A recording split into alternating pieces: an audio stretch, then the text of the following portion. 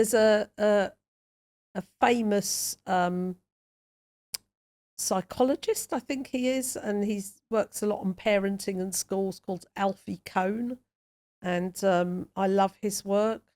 And he had this phrase that was something like, before you force your child to do their homework or, eat their food or go to bed, ask yourself, is what you're about to do to force that worth the cost to the relationship?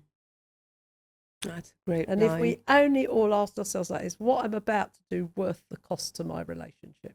And of course, with children, that cost won't show up now, which will show up when they're old enough to make their own choices. My only regret is that I didn't know some of this stuff when I was younger. Yeah, I mean, yeah. wouldn't it have changed things?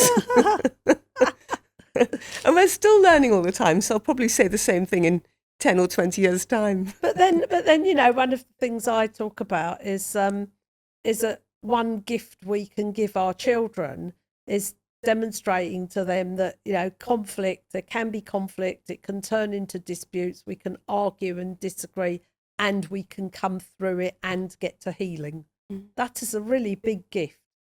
And I think that I would say that that's happened particularly in the story that I told you earlier on. And we've had a pattern now of getting through some quite difficult conversations together, which have been very tense. And you become practiced at it. We do. They don't hurt any less.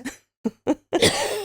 But we do have a confidence. But you trust the love. Oh, we definitely do. That's the point, isn't it? You trust the love. Yeah. Yeah.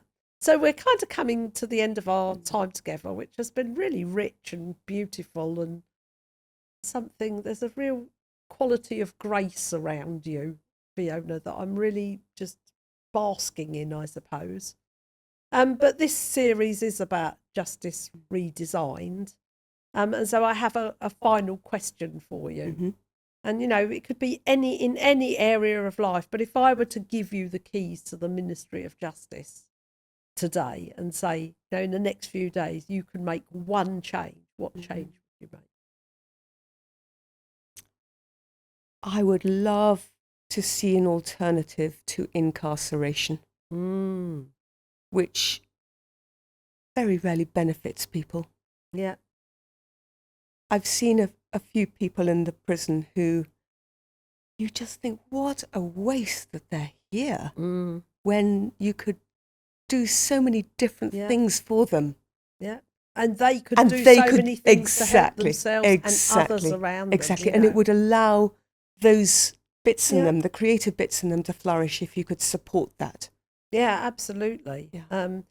I wouldn't do away with prison altogether, or the idea, because I do believe that society, basic requirement is safety.